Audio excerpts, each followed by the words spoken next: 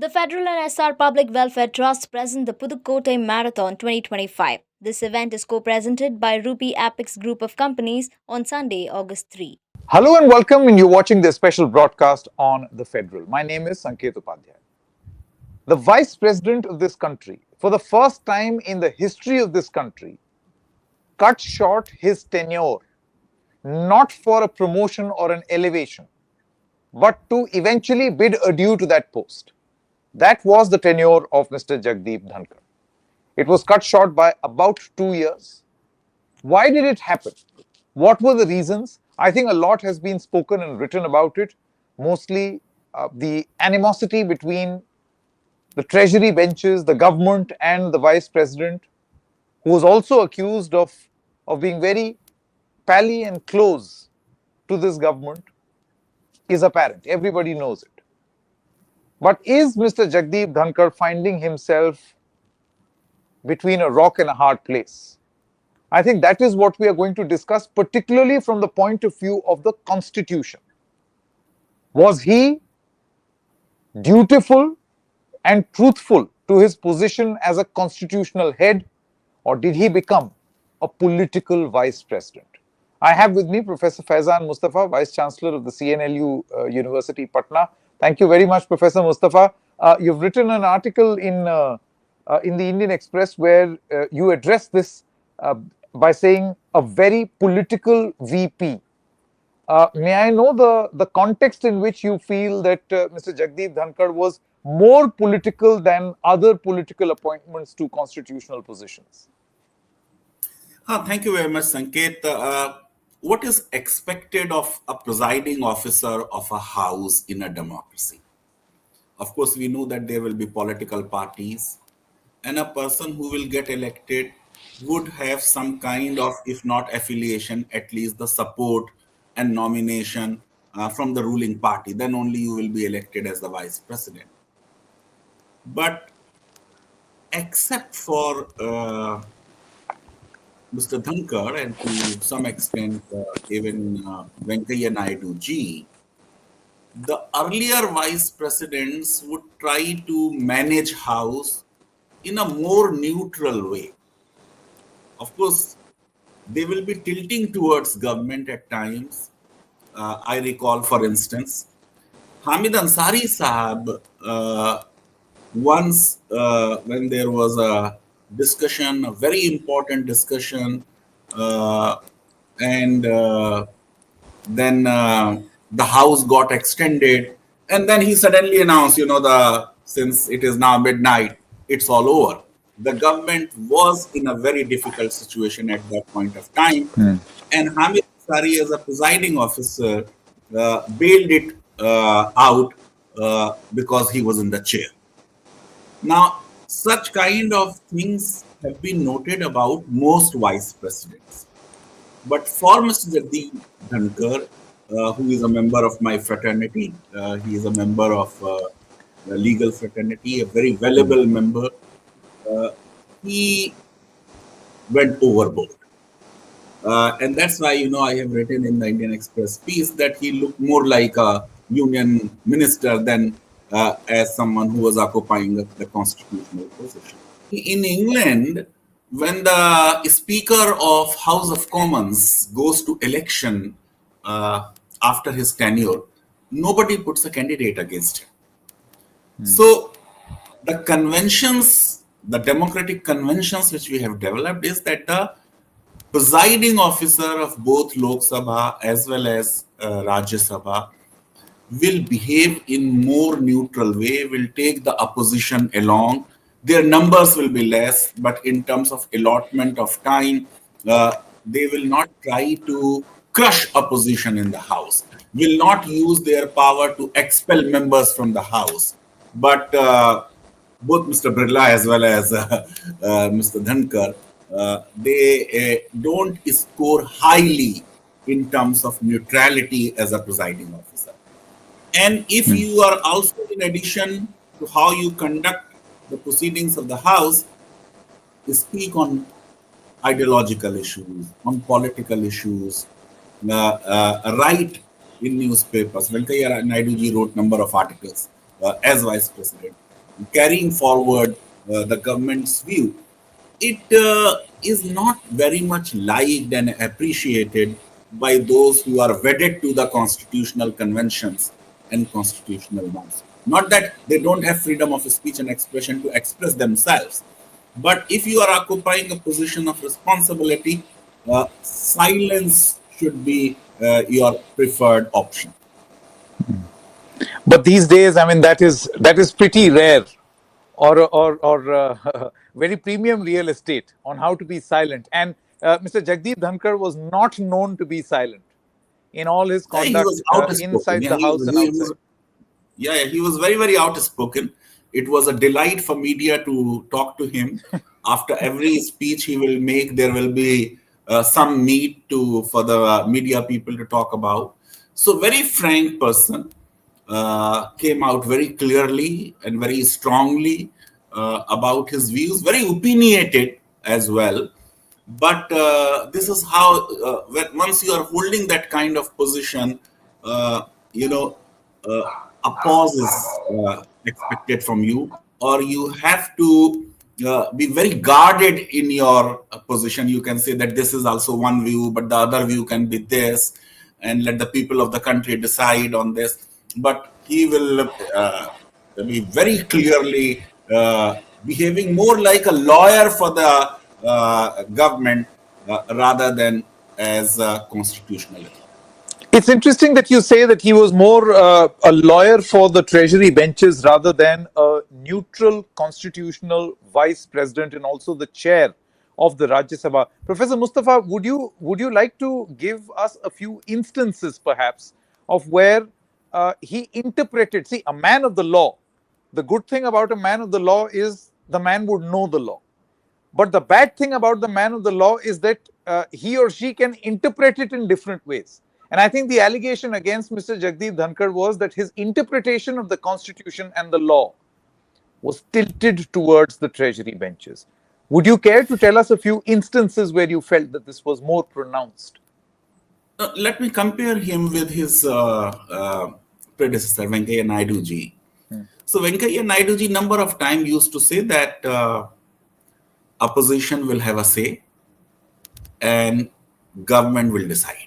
Ultimately, their numbers are such in the house that they will decide. But opposition will be allowed to speak. Now, if for any presiding officer, the record is unprecedented number of expulsions, passing of bills when opposition is not. After all, what is the argument we make against the 42nd Amendment? What Mr. Dhankar himself will make? Oh, this amendment was passed in 1976. The House was in an extended term, of course, under a constitution. And opposition leaders were in jail during emergency. This was an argument. Here we are talking of members of the House being thrown out of House.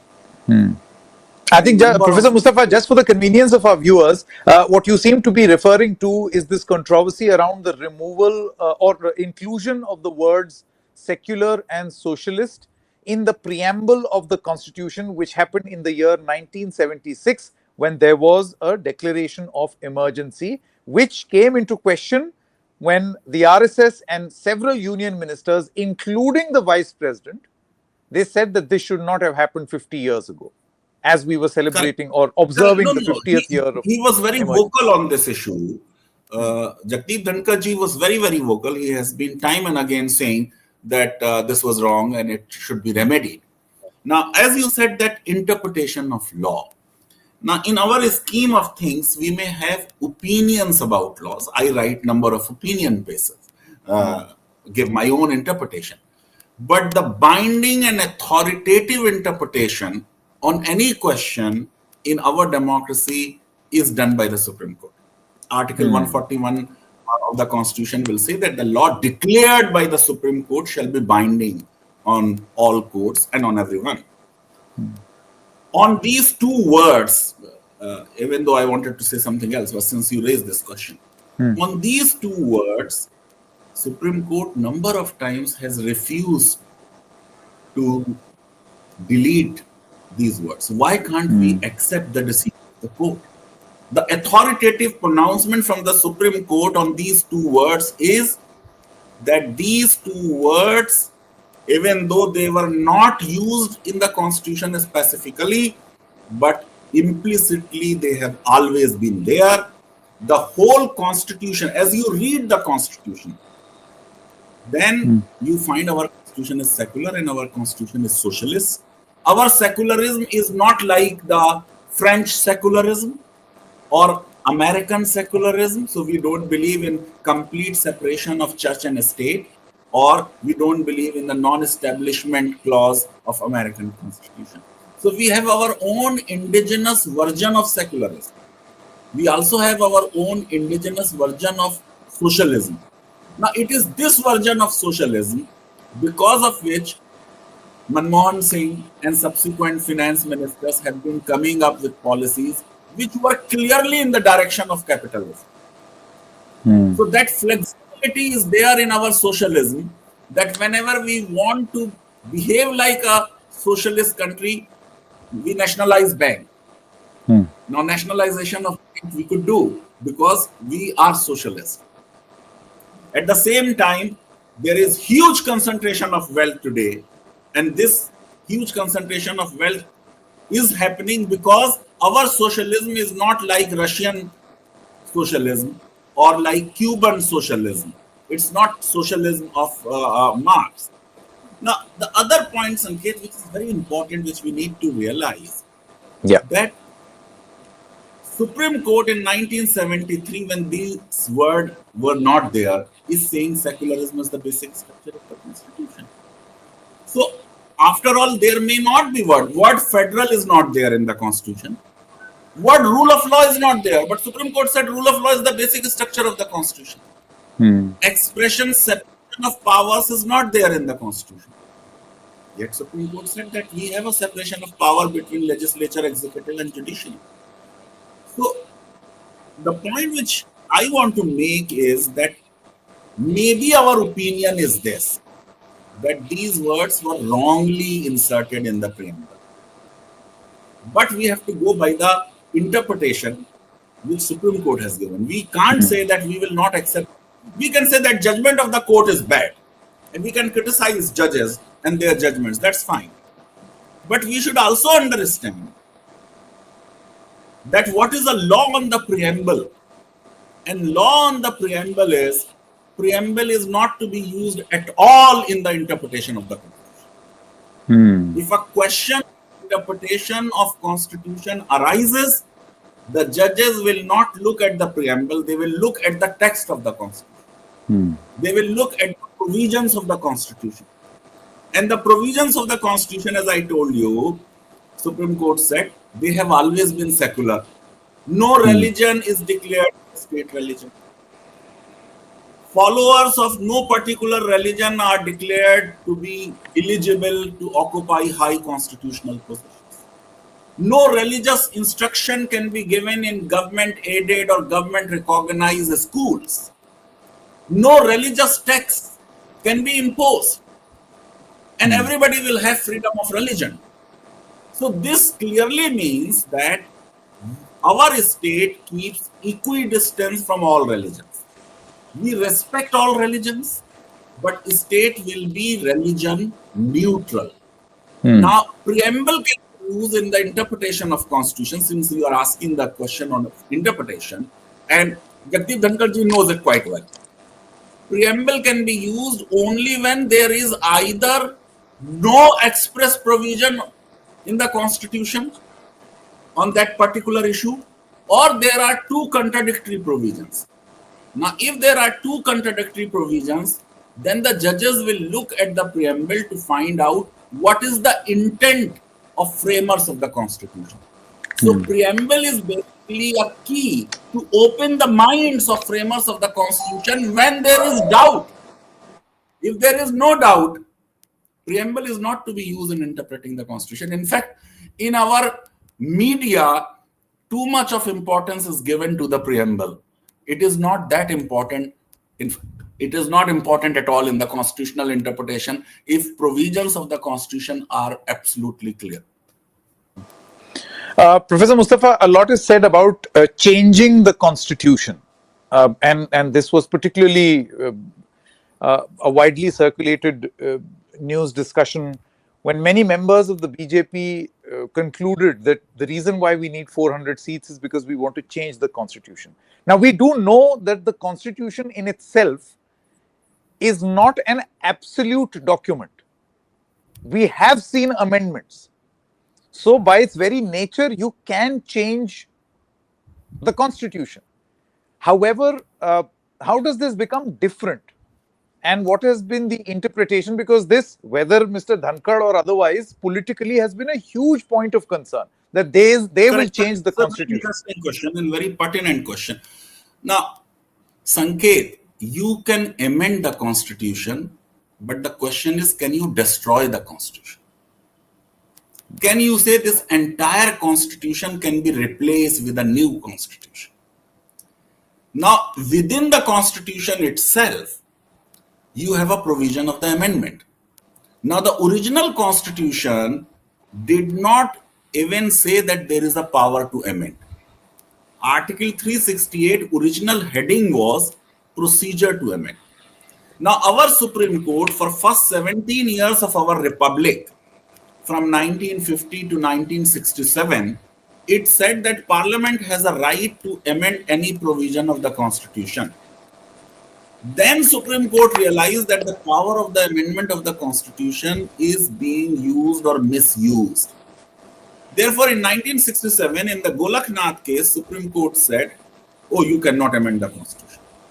If you want to amend the Constitution, you have to bring a Constituent Assembly, because Constitution merely provides procedure for amendment. It does not give you the power to amend.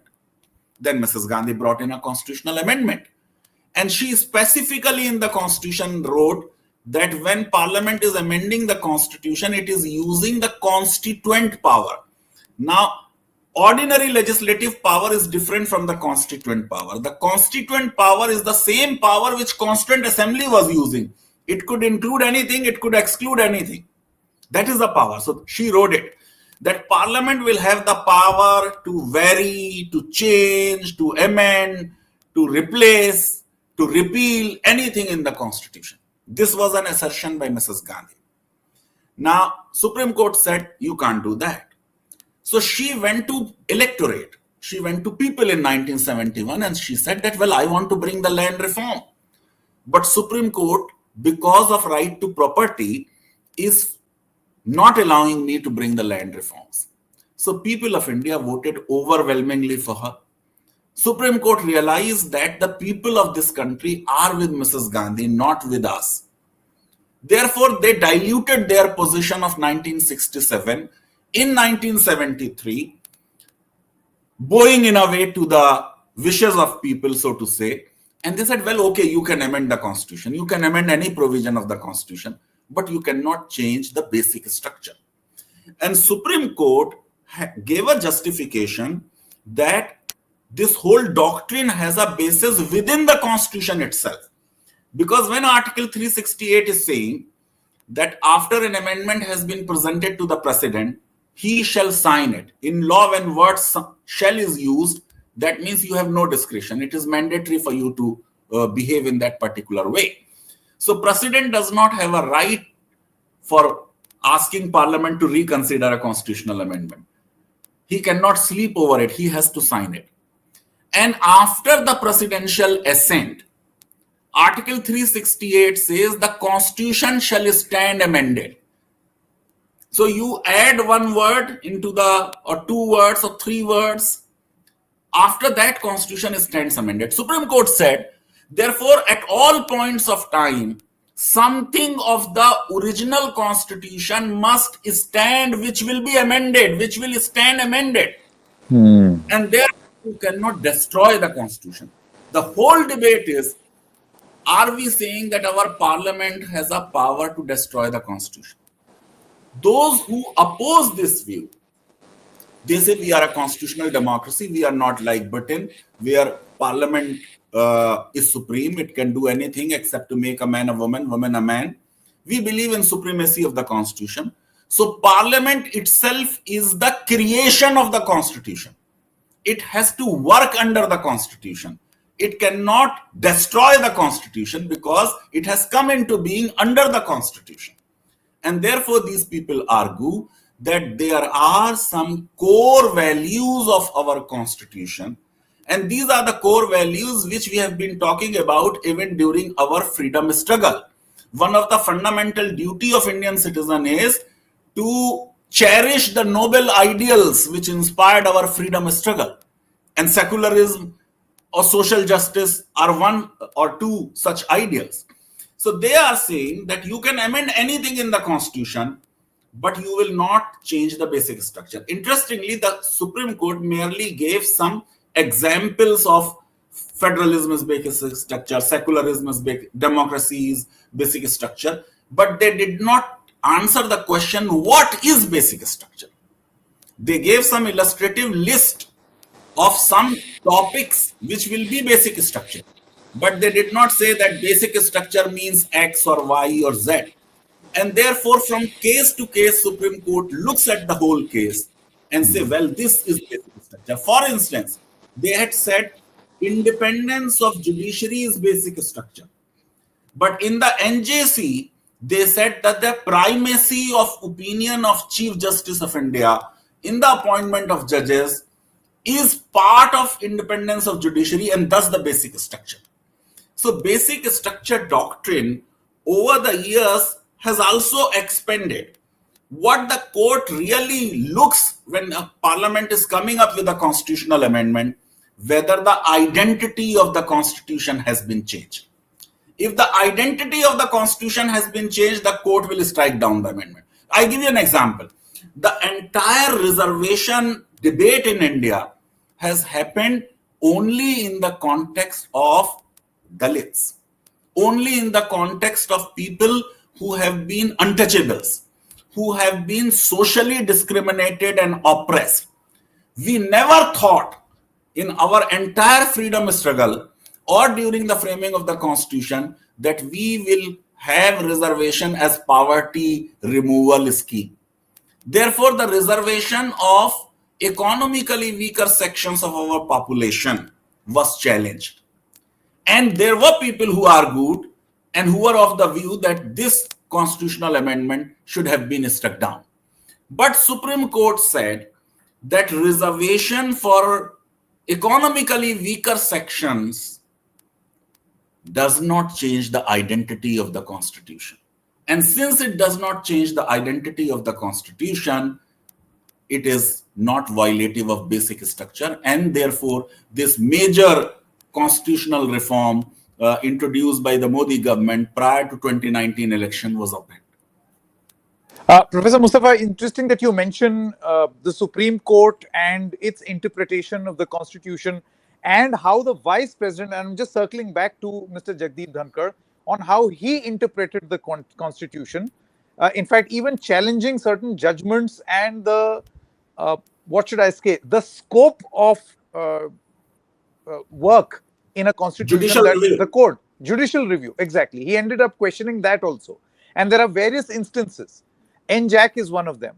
Number two, and particularly which will be of interest to people of Tamil Nadu, is how a governor sat on various legislations.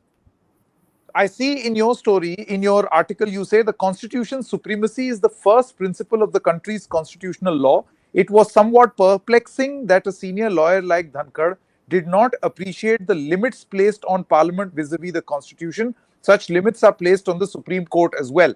I just want to extend this argument in the context of Tamil Nadu. If we say Parliament, we essentially mean legislature, right? So then the same concept should be applicable to the state legislature. 100%. If Tamil Nadu is or the House is passing certain laws, can a constitutional authority sit over those laws? And then when the Supreme Court interprets it, then you sit and critique that judgment as well. No, critique of judgment is possible, that's okay. But where Dhankhar is wrong, one, I give you another example. Judicial independence expression is not there. Judicial review is not there. This word is not there in the Constitution. Should we say that our Supreme Court will not have power of judicial review? Can we say?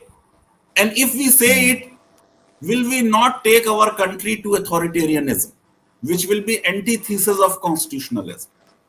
Now, if Dhankar ji's position is, like Mrs. Gandhi, that parliament represents the will of people, and therefore whatever parliament does, that is to be upheld, and no court can sit on judgment on the will of the parliament. By the way, even Pandit Nehru had said such a thing in the Constituent Assembly, that if we go wrong here and there, these were his words, they can point it out, which means Supreme Court can point it out. But if it comes in way of sovereign will of the people represented by us, then we appoint judges.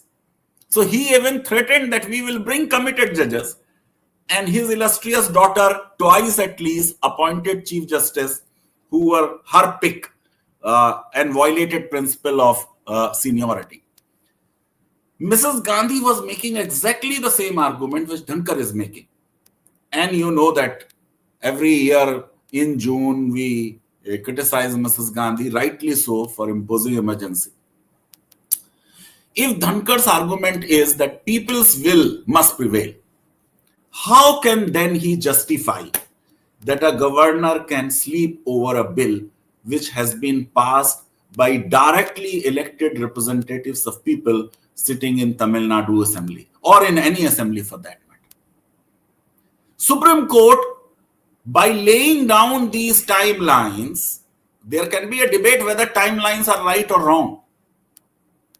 There may be debate whether timelines will also apply to the president or not. And these are the questions which president has now referred to the Supreme Court, and CJI is going to have a 5-judge bench to respond to the advisory opinion which President of India has sought on this issue. But Justice Pardiwala's judgment in Tamil Nadu is saying what? People's representation. Democracy is the basic structure of the Constitution. How can an unelected, nominated governor behave like an agent of the center and nullify the democratic choices made by the assembly?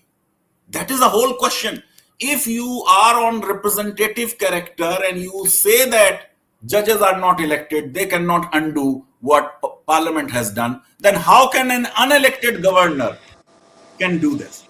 So the same logic should apply, because both are constitutional positions. Even in favor of Justice Pardiwala's judgment in Tamil Nadu, I very strongly feel that the judgment is right. Exactly. I mean, you're pointing out an irony that at one point you feel that the parliament is the will of the people and that is supreme. Then state assemblies also represent the will of the people. So the same logic must apply there as well. Now, I want to ask you, Professor Mustafa, what does the Constitution say? I mean, Mr. Dhankar can interpret it in whichever way, but is the Constitution very clear about no, it state doesn't legislative assemblies passing laws? It doesn't lay down a strict timeline, so to say.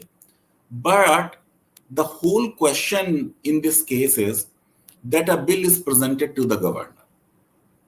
Now, governor can ask the assembly to reconsider it.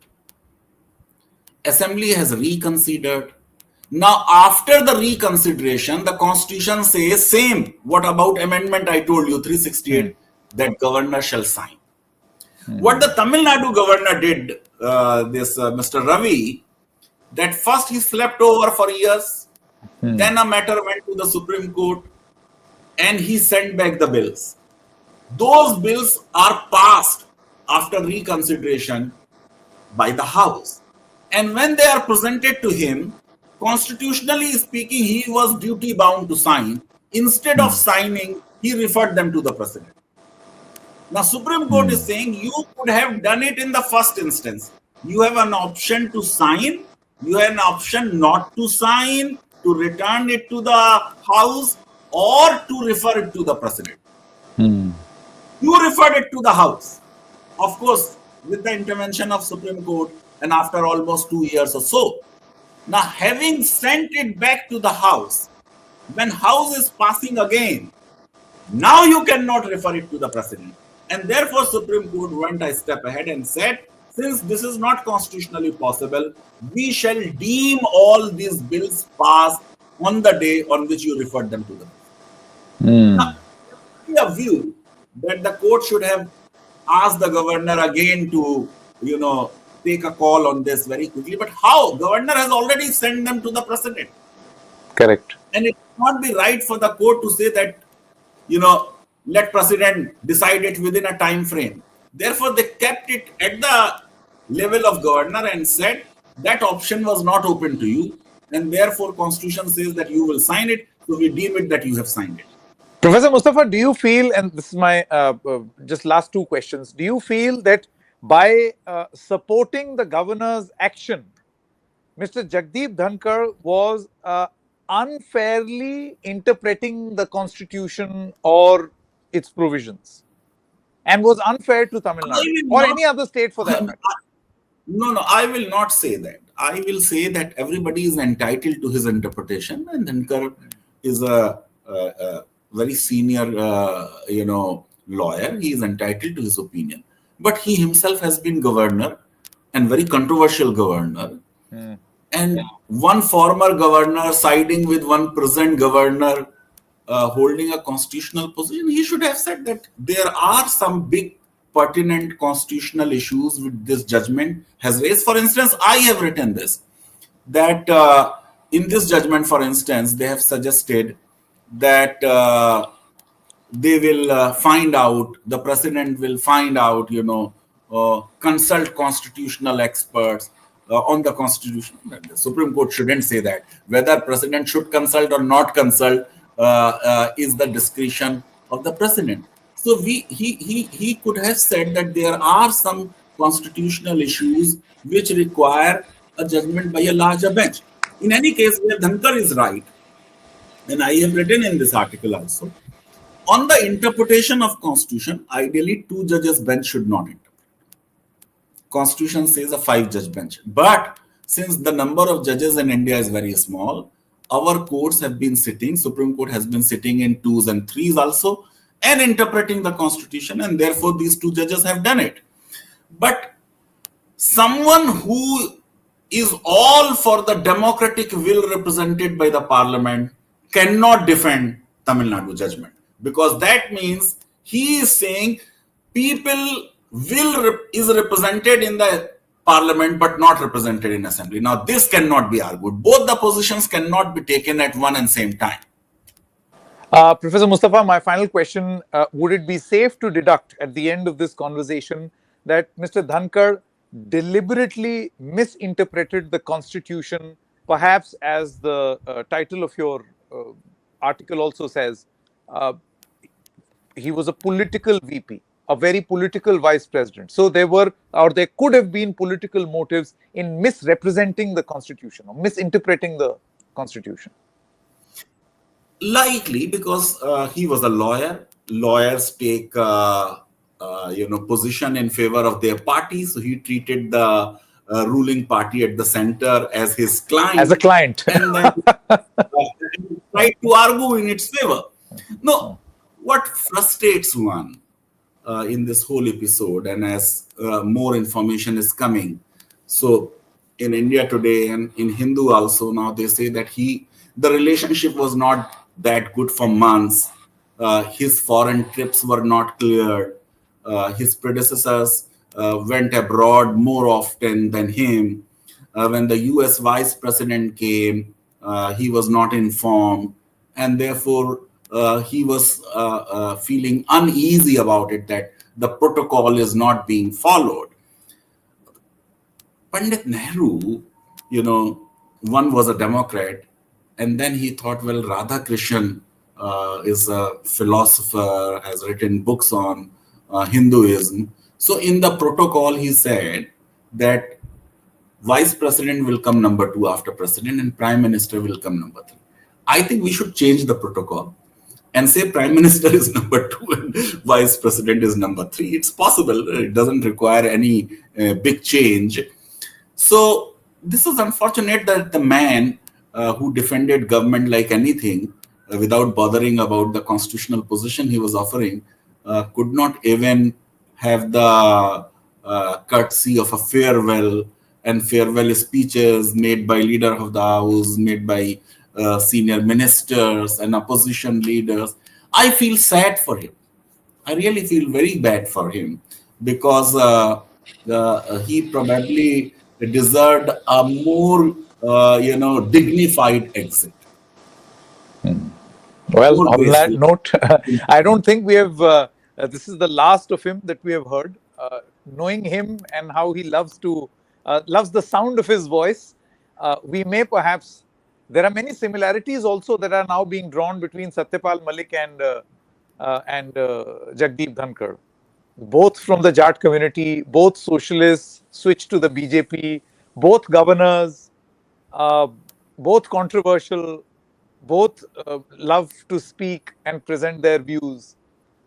And Satyapal Malik chose to speak a lot after his resignation. So I It's don't know not right whether. after demitting office.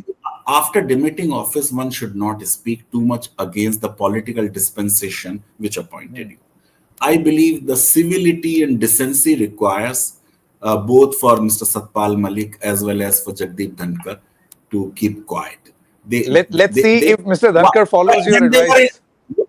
when they were in office, they behave more like ministers, more like a client, a lawyer to the client, I would say about Dhankar.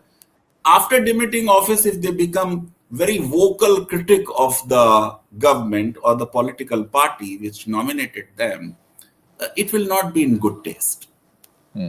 Correct. Let's just hope he follows your advice, Mr. Mustafa. Thank you very much, Professor Mustafa, for joining us on the Federal. Thank you.